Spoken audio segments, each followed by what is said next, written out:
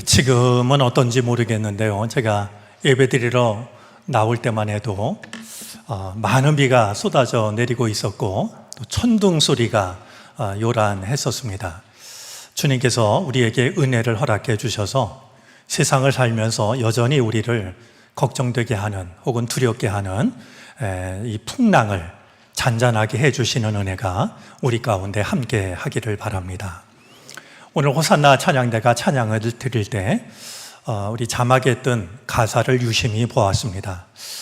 우리에게 주시는 주의 음성이라고 여겨지는데요, 한 마리 어린 양을 향하신 주의 사랑이 바로 나를 향하고 있음을 잊지 않게 되기를 바랍니다.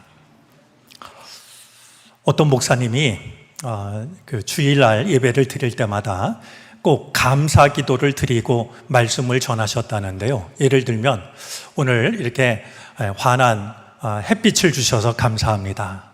또 시원한 바람을 주셔서 감사합니다. 또 아름다운 실록을 허락해 주셔서 감사합니다. 이런 식이었죠. 그런데 어느 주일인가는 얼마나 폭풍우가 거센지 말이죠. 비가 쏟아져 내리고 길가에 나무가 쓰러지고 그런 주일을 맞이했답니다. 교우들이 궁금해했죠. 오늘은 목사님이 뭐라고 기도하실까? 목사님이 여전히 감사를 드리시면서 하나님, 이렇게 사나운 날씨를 1년에 한 번만 허락하셔서 감사합니다, 이렇게 기도를 드렸다라고 합니다. 우리를 힘들게 하는 그 일을 바라볼 때마다 우리가 힘들어할 것이 아니라 그렇지 않은 순간 우리를 지키셨던 하나님의 은혜가 훨씬 더 컸다라고 하는 것을 떠올릴 수 있었으면 좋겠습니다.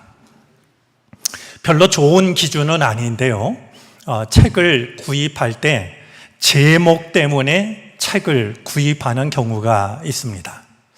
제목이 뭔가 마음을 끌어당겨서 궁금해서 책을 사게 되는 경우가 있는데, 오래전에 제가 그렇게 구입한 책 중에 내 하나님은 너무 작다라는 제목의 책이 있습니다. 마침 그런 고민을 하던 차였습니다. 하나님을 믿는 사람들이 오히려 하나님을 왜소하게 만드는 게 아닐까, 이런 고민을 하던 차에 이 책 제목을 만나게 되었고 어떤 내용이 담겼을까 궁금했습니다. 이 저자는 기독교인들에 의해서 교회라는 울타리 안에 갇혀 계신 하나님을 두고서 온실 속의 하나님이라고 표현을 하고 있습니다. 하나님은 온 우주를 만드시고 통치하시는 광대하신 분이신데, 하나님을 믿는 자들이 그 하나님을 온실 속의 하나님으로 만들었다라는 지적이 마음에 와 닿았습니다. 책 제목 앞에서 한번 우리들의 믿음을 돌아보았으면 좋겠습니다. 내 안에 하나님은 우주보다 크신 하나님이신지, 아니면 내 안에 나보다 작은 존재로 갇혀 있는 것은 아닌지 말이죠. 오늘 우리는 이사야서의 마지막 장인 66장의 말씀을 나누고 있습니다. 포로 생활을 마치고 이 이사야 66장 안에는 포로 생활을 마치고 예루살렘으로 돌아온 귀한 공동체에 대한 실망이 담겨져 있습니다. 나라를 빼앗기고 약 70여 년간 바벨론 포로 생활을 했다라고 한다면 뭔가 달라졌어야 할 텐데 그들에게서는 달라진 모습을 찾아보기가 어려웠습니다. 오늘 2절 말씀에 의하면 주님이 원하시는 사람은 겸손한 사람이요, 회개하는 사람이요, 주님을 경외하고 복종하는 사람이었습니다. 하지만 이제 그 포로 생활을 마치고 돌아온 이스라엘 백성들의 모습은 하나님께서 원하시는 모습과는 거리가 멀었습니다. 이스라엘 백성들은 왜 그 큰 고생을 하고서도 달라지지 않았던 것일까요? 한 가지 이유가 있습니다. 그들은 자기 자신들이 달라졌다라고 생각했던 겁니다. 오늘 1절 말씀을 보면 그들은 하나님의 집을 세울 계획을 가지고 있습니다. 하나님의 성전은 이미 허물어졌고 불타버렸는데요. 그들은 예루살렘으로 돌아와서 무너진 하나님의 성전을 다시 일으켜 세울 계획을 가지고 있었습니다. 이미 바벨론 포로 생활에 익숙해진 많은 사람들이 예루살렘으로 돌아오는 것을 망설이고 주저하고 있었습니다. 하지만 그들이 그래도 예루살렘으로 돌아오기로 결심을 한 때에는 무너진 성전을 다시 세워야 한다라고 하는 것이 가장 중요한 이유였습니다. 그들은 3절 말씀에 의하면 아직 성전을 회복하지 못했지만 소와 양을 제물로 바치고 있었고 향을 피워 분향을 하기도 했습니다. 사실 예루살렘으로 돌아오는 결정을 한 것과 아직 성전을 세우지 못했음에도 불구하고 소와 양을 바치고 향을 살라 바치는 이 모든 일들은 참 훌륭한 일이 아닐 수 없다 싶은데 하나님께서는 이 이스라엘 백성들을 두고서 조금은 과격한 말씀을 하십니다. 그들이 가증한 우상 숭배를 하고 있다라고 말씀하고 계십니다. 왜 하나님은 이렇게 분노하셨던 것일까요? 겉으로 보기에는 참 훌륭한 믿음을 가진 것처럼 보였지만 실제로는 4절 말씀인데요. 그들은 주님의 말씀에 귀를 기울이지 않았고 주님의 부르심에 응답하지 않았고 오히려 주님이 원하시지 않는 악을 골라서 행하고 있었습니다. 이렇게 자기 자신들에게 주님을 향한 열심이 있다라는 이유로 주님의 말씀에 귀를 기울이려고 하지 않았고 주께서 말씀하시면 따르려고 하지 않았고 자기들의 생각을 따라서 주님이 싫어하시는 일을 행하고 있었던 것이죠. 바로 이 모습 자체가 주님이 보실 때는 가증한 우상 숭배와 다를 것이 없었던 것입니다. 이런 이스라엘 백성들을 두고서 하나님께서는 새로운 세상을 이루실 것을 밝히고 있습니다. 하나님의 집을 지을 계획을 가지고 있는 이 백성들을 향하여서 다시 한번 1절 말씀을 보시면요. 하늘은 나의 보좌요 땅은 나의 발 받침대다. 그러니 너희가 어떻게 내가 살 집을 짓겠으며 어느 곳에다가 나를 쉬게 하겠느냐 라고 말씀하시는데요.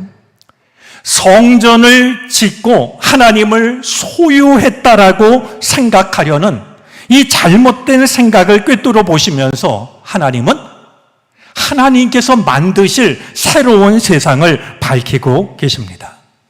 과연 하나님께서 밝히고 계신 새로운 세상, 새 하늘과 새 땅, 하나님께서 꿈꾸시는 세상은 어떤 세상일까요? 오늘도 우리가 잊지 말아야 할 것은 오늘 우리가 우리들의 꿈을 이루어가는 게 중요한 게 아니라 하나님의 꿈을 우리가 이루어가는 것이 중요한 것 아니겠습니까? 그런 점에서 하나님께서 꿈꾸셨던 세상은 어떤 세상일까? 오늘 말씀을 통해서 함께 살펴보도록 하겠습니다. 무엇보다도 놀랍게 다가오는 것이 있습니다. 하나님은 언어가 다른 모든 민족을 내가 모으겠다라고 말씀을 합니다. 오늘 본문 66장 18절 말씀입니다. 언어가 다른 모든 민족이라는 말은 온 세상 모든 사람들이라는 뜻입니다. 이제부터는 유대인들만의 하나님이 아니라 온 세상 모든 민족, 온 세상 모든 사람들의 하나님이 되겠다라고 말씀하시는 겁니다.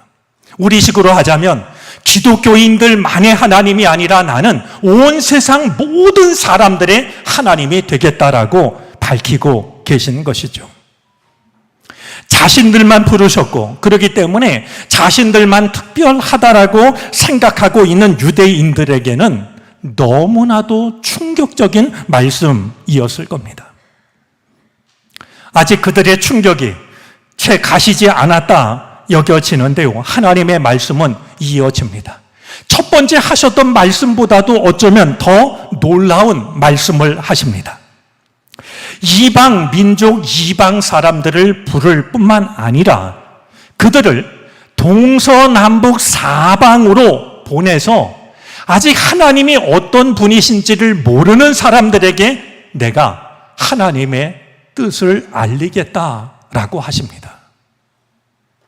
여러분, 이방 사람들을 불러서 땅 끝에 사는, 그래서 하나님에 관한 이야기도 들어보지 못한 사람들에게 내가 부른 이방인들을 선교사로 사용하겠다는 겁니다.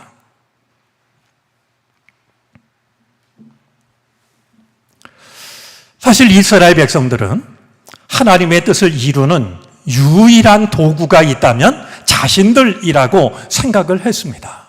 근데 하나님은 내가 언어가 다른 모든 민족을 불러서 그들을 땅끝까지 보내서 나의 뜻을 전하는 나의 도구로 삼겠다라고 말씀을 하고 있는 겁니다. 자, 그러면 그들이 땅끝을 향해 가서 하나님이 어떤 분이신지를 전하게 되면 그 소식을 들은 사람들이 하나님이 계신 곳을 향하여 몰려오게 되는데요. 마치 이스라엘 백성들이 하나님께 드릴 거룩한 예물을 정결한 그릇에 담아서 하나님 앞에 바치는 것처럼 땅끝을 향해 나아갔던 이방인들이 그들에게 복음을 전하면 그 소식을 들은 사람들이 마치 이스라엘 백성들이 하나님께 바치는 예물을 정결한 그릇에 담아가지고 오는 것처럼 이방 사람들을 하나님 앞으로 데리고 오게 될 것이다. 말씀을 하고 있는 겁니다. 이것만으로도 아마 이스라엘 백성들의 그 충격은 감당하기가 쉽지 않겠다 여겨지는데요. 그들이 놀랄 말씀이 한 가지가 더 남아 있습니다. 하나님은 그렇게 찾아온 이방인들 가운데서 제사장과 레위 사람으로 삼을 자를 택하여 세우시겠다라고 말씀을 합니다. 여러분, 제사장과 레위 사람은요, 유대인들 중에서도 특별히 구별된 거룩한 사람들만 맡을 수 있는 직책이었습니다.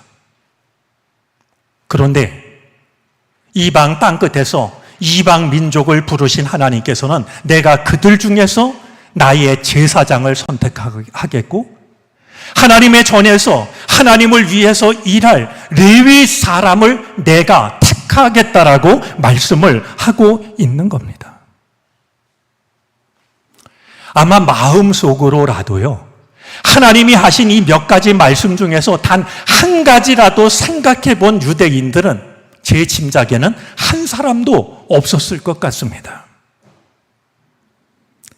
자기들을 선택하고 자신들만을 통해서 하나님이 일하신다라고 생각해 왔던 유대인들이 이 말씀을 들을 때는요, 그야말로 기절초풍할 이야기가 아닐 수가 없었던 것이죠.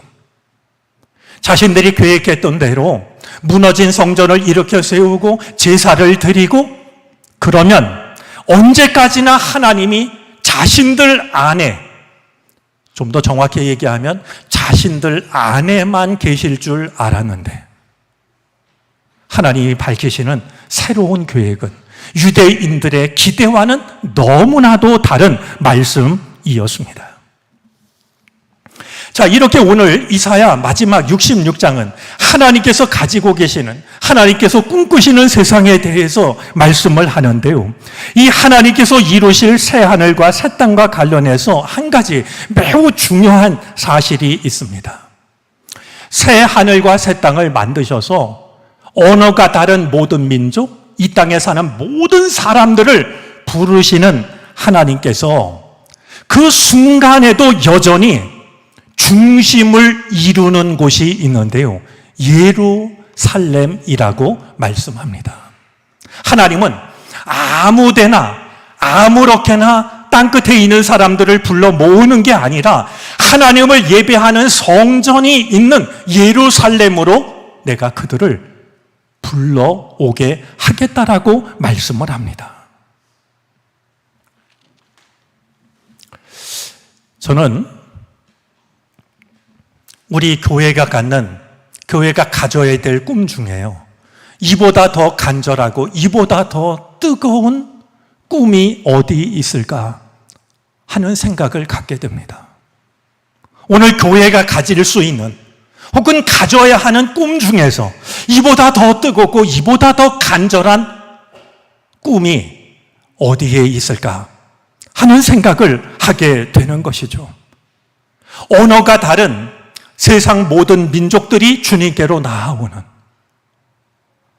주님께 나와서 하나님을 예배할 뿐만 아니라 이제 자신이 경험했던 것처럼 땅끝에서 아직도 하나님의 존재를 모르고 있는 이들을 향하여 선교사로 파송이 되는, 그리고 그들이 또 다른 하나님의 백성들을 예배의 자리로 부르는,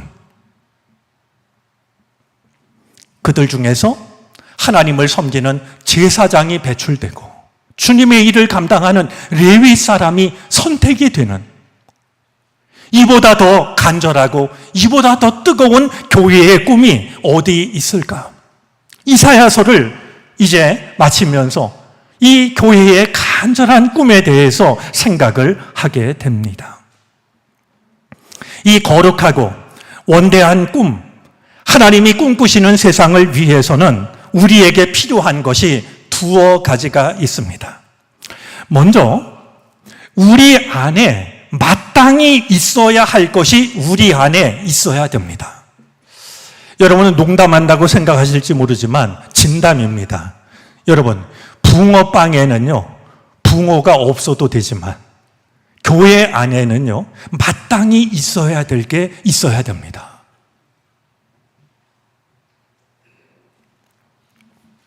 오늘 이사야서 66장 안에는 11절부터 14절까지인데요. 하나님의 성전이 있는 곳을 사랑하는 자, 하나님의 성전을 생각하며 마음 아파하고 슬퍼하는 자들에게 주시는 하나님의 은혜가 무엇인지가 기록되어져 있습니다. 하나님은 하나님의 성전이 있는 곳을 사랑하고 그 성전이 무너진 것으로 인하여서 마음 아파하는 자들에게 몇 가지 은혜를 허락해 주시는데요. 첫 번째가 바로 풍요로운 젖을 먹는 겁니다. 하나님의 성전을 사랑하고 하나님의 성전으로 인하여서 마음 슬퍼하고 아파하는 자들에게 하나님은 마치 아기가 엄마 젖을 마음껏 먹는 것과 같이 말이죠. 영혼의 젖을 풍성히 먹게 하시는 기쁨을 허락해 주십니다. 뿐만이 아닙니다. 평화가 강물처럼 넘치게 하며 문나라의 부귀영화가 시냇물처럼 흘러서 들어오게 하십니다. 평화가 강물처럼 흐르는 은혜를 주십니다. 자, 강물처럼 혹은 시냇물처럼 넘친다라는 이 표현은 사막과 광야 시대를 살고 있는 이스라엘 백성들에게는, 혹시 주변에 있는 민족들에게는 남다르게 여겨졌을 겁니다. 이 모습을 바라볼 때 얼마나 기쁜지 14절 말씀에 의하면 뼈들이 풀처럼 무성하게 되는, 여러분, 뼈는요 우리 몸의 내부이기도 하지만 우리 마음과 감정의 내부이기도 합니다. 사람이 큰 걱정을 하면 속이 썩는다라고도 말하지만 뼈가 썩는다라고 말합니다. 어떤 일이 잊을 수 없는 일을 만나면 뼈에 사무친다라고 말합니다. 이제 하나님께서는 하나님의 성전을 사랑하는 자, 그리고 성전으로 인하여서 마음 아파하는 자들의 뼈를 막 돋아난 무성한 풀처럼 싱싱하게 하시는 은혜를 베풀어 주십니다. 우리 공동번역 성경이 24절 말씀을 참 새롭게 번역을 했다라고 여겨지는데요. 우리 공동번역 말씀을 한번 확인해 보도록 하겠습니다. 14절인데요. 예, 우리 한번 14절 말씀을 같이 한번 읽어볼까요? 너희는 마음이 흐뭇하며 뼈마디가 새로 돋은 풀잎처럼 싱싱하게 되리라. 우리들이 모여서 이루어가는 교회 안에, 교회를, 성전이 있는 곳을 사랑하는 자, 하나님께 예배하는 그곳을 바라보며 슬퍼하는 자들에게 주시겠다 하셨던 이 은혜가 우리 안에 있어야 됩니다. 우리 안에 정말 영혼의 젖을 흡족하게 먹는 은혜가 있어야 됩니다. 아울러 세상살이에 지쳤다 할지라도, 우리의 마음이 메말라 간다 할지라도 이 주의 전을 찾아서는 강물처럼 평화가 흐르는 은혜를 경험해야 됩니다. 우리의 몸과 마음이 점점 쇠약해져 간다 할지라도 우리가 이 주의 전을 찾을 때마다 우리들의 뼈마디가 막 돋아난 풀잎처럼 싱싱해지는 은혜를 우리는 누릴 수 있어야 됩니다. 우리 안에 이것이 존재할 때 마치 수천 킬로미터를 헤엄쳐서 모천으로 돌아오는 연어처럼 언어가 다른 사람들, 하나님에 대해서 모르던 사람들이 하나님의 전을 향하여 나아오게 될 것입니다. 저는 지난 목요일에 춘천을 다녀왔는데요. 춘천 서지방 교역자 원래 회의에 참석을 했습니다. 원래 회의를 갖기 전에 먼저 강의를 듣는 시간을 만들고서 1시간 강의를 요청해서 다녀왔는데 그 주제가 목회자의 길을 걷는다는 것은 이런 주제였습니다. 춘천 서주방에 있는 목사님 또 사모님들과 함께 우리가 목회자의 길을 걷는다는 게 무엇일까 이제 함께 이야기를 나눴습니다. 교육자 회의를 마치고 같이 식사를 하고 차 한 잔을 마시는 시간이 있었는데요. 혹시 다녀오신 분이 계신지 모르겠는데 춘천에 소울 로스터리라는 그런 카페가 있더군요.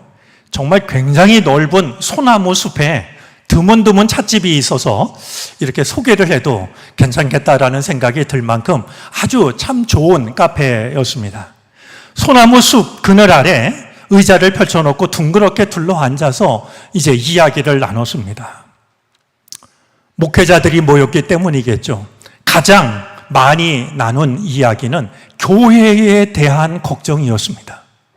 오늘 교회가 왜 이렇게 되었을까? 얘기를 가만히 조용히 듣던 한 목사님이 제게 물었습니다. 목사님, 왜 이렇게 되었을까요? 얘기를 듣고 제가 생각을 하다가 대답을 했습니다.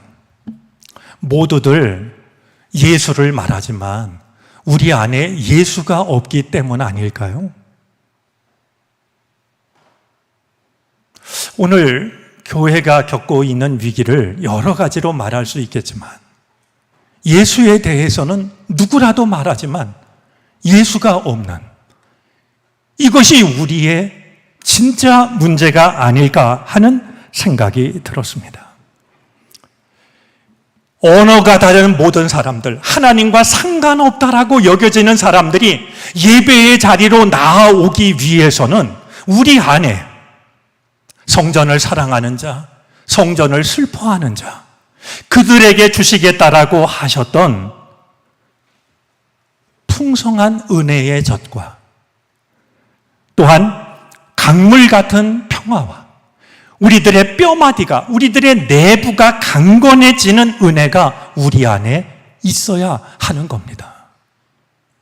우리 자신을 돌아보면서 지금 약속하셨던 이 은혜가 우리 안에 있는지, 만약에 그것이 부족하거나 없다라고 하면 우리가 무엇보다도 바로 그것을 회복해야 한다라고 하는 사실을 마음에 담아둘 수 있는 이 시간이 되어지기를 바랍니다. 또 한 가지, 이 일이 이루어지기 위해서는 하나님의 꿈을 우리가 이루어드리기 위해서 우리에게 꼭 필요한 것이 한 가지 있는데요. 우리 안에 하나님이 작은 하나님이 되어서는 안 됩니다. 우리가 믿는 하나님이 우리의 생각 속에 갇혀 계신 작은 하나님에 머물러 있으면 안 되는 겁니다. 주님께서는 온 세상 모든 민족이 하나님을 모르던 사람들까지도 예배의 자리로 나아오기를 원하십니다. 예수님께서도 요한복음 10장에서 나는 선한 목자라라고 말씀하시면서 이런 말씀을 하신 적이 있습니다. 요한복음 10장 16절 말씀인데요. 나에게는 이 우리에 속하지 않은 다른 양들이 있다. 나는 그 양들도 이끌어 와야 한다. 그들도 내 목소리를 들을 것이며 한 목자 아래에서 한 무리 양떼가 될 것이다. 예수님의 말씀을 듣고 있는 너희가 전부가 아니라는 겁니다. 아직 이 무리에 속하지 못한 양떼가 있는데 나는 그들을 이 우리 안으로 이끌어 올 것이라고. 그러면 그들도 같은 양떼가 될 것이고 한 목자 아래에서 살아가게 될 것이라고 말씀을 하고 있는 겁니다. 여러분, 우리가 잊지 말아야 될 게 있습니다. 교회는 구원의 산성이 되어야 됩니다. 하지만 우리들만의 잔치자리가 되어서는 안 됩니다. 교회는 언제나 은혜롭고 사랑이 넘쳐야 됩니다. 그러나 우리들만의 친교 모임으로 그쳐서는 안 됩니다. 우리는 좋을지 몰라도 그것이 우리를 향한 하나님의 뜻일 수는 없는 겁니다. 제가 신학 공부를 마치고 같이 공부한 친구 중에 가장 먼저 교회를 개척하게 된 친구가 있어서 그 친구에게 몇 가지 선물을 주면서 작은 문장 하나를 써서 준 적이 있습니다. 우리 교회 어딘가도 정릉교회를 알리는 문구로 사용이 되고 있는데요. 우리 한번 자막으로 확인을 해볼까요? 우리 마음의 글씨를 쓰듯이 좀 다짐하듯이 위에 문구를 한 목소리로 좀 읽었으면 좋겠습니다. 읽어주시겠습니까?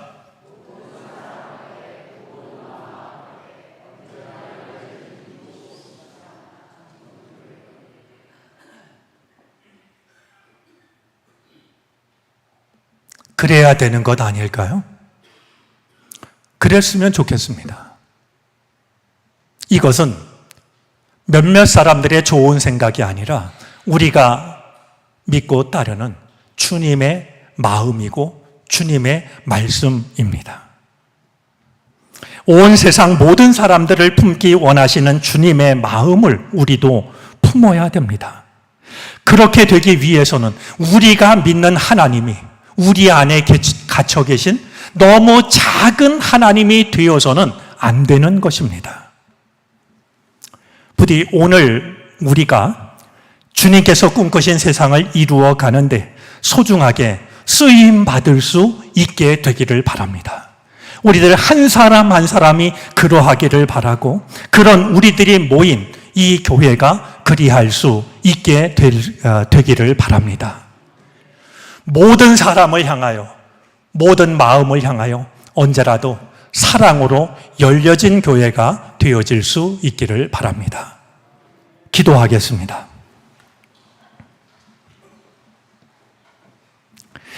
하나님이 꿈꾸신 세상을 우리도 꿈꾸기를 원합니다.